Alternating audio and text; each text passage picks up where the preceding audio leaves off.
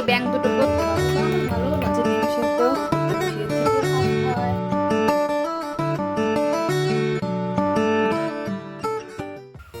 Good morning.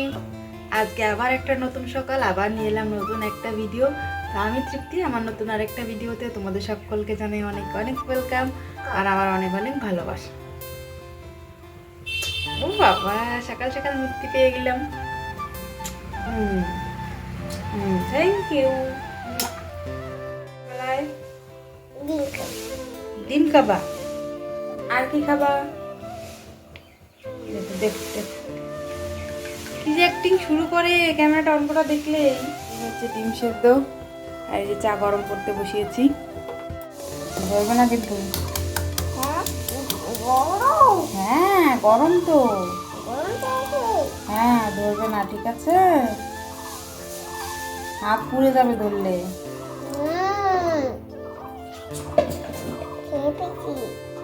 হচ্ছে আমাদের সকালবেলায় ব্রেকফাস্ট ডিম সিদ্ধ আর ওই হচ্ছে চা।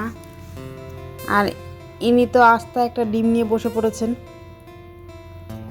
এত খিদে পেয়েছে তোর সইল না কাটার আর, ওটাকেই টুকটুক করে খাচ্ছে। খাও মা, খেয়ে নে। আমরা এখন যাচ্ছি দুধ আনতে। এই দেখো আজকে তো রোদেই নেই, কেমন একটা ঝিমুনো ঝিমুনো দিন। আজকে সূর্যি মামার কোনো দেখাই নেই, এমন মেঘলা মেঘলা ওয়েদার হয়ে আছে। বাজার থেকে একটা মধু কিনে আনা হয়েছিল, তো মধুটা হলো অনেক দিনই হয়েছে, তবে মধুটার পিছনটাই দেখো।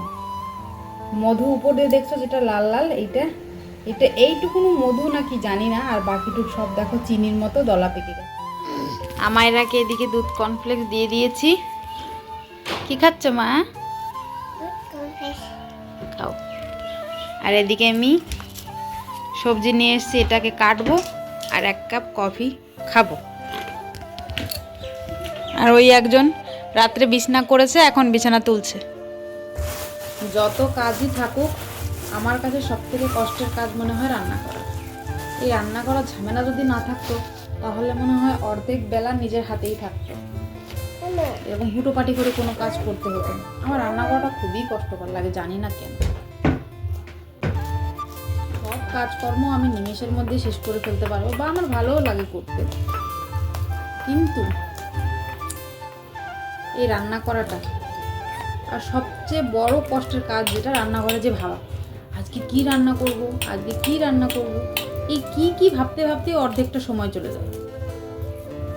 ভালো লাগে না আমার। তোমার ঘরে খাওয়া দিকে কেন? আসো আসো মা। কে আগে খেতে পারি দেখি তো, কে ফার্স্ট হয়? দাদাভাই ফার্স্ট হয় নাকি আমায়রা ফার্স্ট হয়? তাড়াতাড়ি খাও তাড়াতাড়ি খাও, কে ফার্স্ট হতে পারে? আজকে যে ফার্স্ট হবে তাকে আজকে আমি একটা গিফট দেব। আগে বিয়ের আগে উচ্ছে দেখলেই আমার দু চোখের জল ঝরঝরিয়ে পড়তো, আর এখন দেখো উচ্ছেটাও কত ভালোভাবে খাই, নিজে কেটে বেছে ধুয়ে আবার নিজেই রান্না করে খাই। এটাকেই বলে সময়। এই ব্যাঙ দুটোকেও স্নান করিয়ে দিয়েছি, স্নান করে এদেরকে রেখে তারপর আমি যে স্নান করেছি। দুটা স্নান দান কমপ্লিট। আর আমিও স্নান করে ফেলেছি, বাইরে যত কাজ ছিল জামা কাপড় ধোয়া সব করে স্নান করে একবারে ঘরে চলে আসলাম। এখন যাব আমার পাঠশালায়, মানে আমার হোটেলে। তো রান্নাবান্না স্টার্ট করি। শুধু রান্নাবান্না স্টার্ট করলেই হবে? সঙ্গে ব্যাংকটাকে কে নেবে? হ্যাঁ ব্যাংকটাও তো যাবে। ওদের দুজনকে কোনো মতো চকিতে রেখে খেলতে দিয়ে আমি চলে আসলাম রান্নাঘরে। আর এদিকে এসে আমি পেঁয়াজ আর লঙ্কা কেটে নিচ্ছি, ওই উচ্ছে আলু ভাজবো না, তার জন্যই। দেখো বোনকে রেখে নিজে চলে এসছে এখানে, মা কী করছে দেখতে।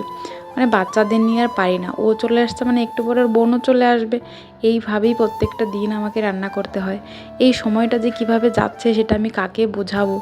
সত্যি আমার খুবই কষ্ট হয়, কখনো কখনো আমি কাউকে বলে বোঝাতে পারি না। একটা দিন বা একটা ঘন্টার রেস্ট আমার খুবই দরকার হয় কখনো, কারণ আমার একার কাঁধে যে দুটো বাচ্চার দায়িত্ব, সঙ্গে শাশুড়ির বাচ্চাটাও বাদ যায় না। কখনো কখনো না খুব কষ্ট হয়ে যায়, আবার মনে হয় কেউ যদি আমার সঙ্গে থাকতো, কেউ যদি আমার বাচ্চাটাকে একটু ধরতো বা আমার একটা কাজের হেল্প করে দিত, তাহলে হয়তো আমার ভালো লাগতো।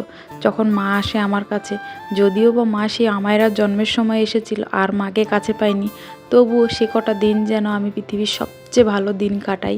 আর সেদিন যে কবে আসে সেই অপেক্ষায় আমি শুধু বসে থাকি, সেই দিনটা কত দিনে আসবে। এদের দুজনকে জন্মের পর থেকে আমি একা হাতে বড় করেছি, একা হাতে এই পর্যন্ত করেছি। তো সেক্ষেত্রে গিয়ে কারো কাঁধে আমার বাচ্চার দায়িত্ব দিতে আমি একটুই ভয় পাই। আমি অনেককেই দেখেছি আমার সামনে আমার বাচ্চাদের ভালো বলতে, আদর করতে। যখনই আমি একটু আড়াল হয়েছি, আমার পেছনে যে তারা কি ব্যবহার করেছে সেটাও আমি নিজের চোখে দেখেছি। সেজন্য আমি মনে করি হোক না আমার একটু কষ্ট, তবে আমরা একাই বেস্ট। অনেক যুদ্ধের পর রান্নাবান্না শেষ করলাম। এখন ওইখানে দুষ্টুমি করছে, এই দেখো এখন ওইখানে দাঁড়িয়ে দাঁড়িয়ে দুষ্টুমি করছে। কিছু করার নেই, এইভাবেই রোজ আমার জীবনটা চলে। যতদিন না বড় হবে ততদিন হয়তো এইভাবেই চলতে হবে। রান্নাবান্না শেষ, এখন তো খিদে একদম অস্থির হয়ে পড়ছি। মানে রান্নাবান্না হয়ে গেছে পরে খিদে আরও যেন বেশি বেড়ে উঠছে। তো যাই হোক, কি রান্না করছি সেটা তোমাদের একবার দেখাই। এটা হলো দুদিন আগের তরকারি, ওলকপি আলুর। আর এই হলো পালং শাক, আর এই হলো উচ্ছে আলু ভাজা। আর এখানে আছে ভাত। আর এখন না গরম পড়ে গেছে, ওই দেখো ফ্যান চলছে আমাদের ঘরে। এদের দৌড়াদৌড়ি করতে করতে এত গরম লেগে যায় যেটা ফ্যান চালিয়ে দেয়। এরপরে আর কোনো ভিডিও আমি কন্টিনিউ করিনি। তাহলে চলো আজকের মতো আমার ভিডিওটা আমি এখানেই শেষ করি। যদি তোমাদের ভালো লাগে তাহলে একটা লাইক, শেয়ার, সাবস্ক্রাইব করে পাশে থেকো। আর আমার ভিডিও তোমাদের কেমন লাগে অবশ্যই কমেন্ট করে জানিও। সবাই ভালো থেকো, সুস্থ থেকো, নিজেদের খেয়াল রেখো। দেখা হবে পরের ভিডিওতে। চলো টাটা।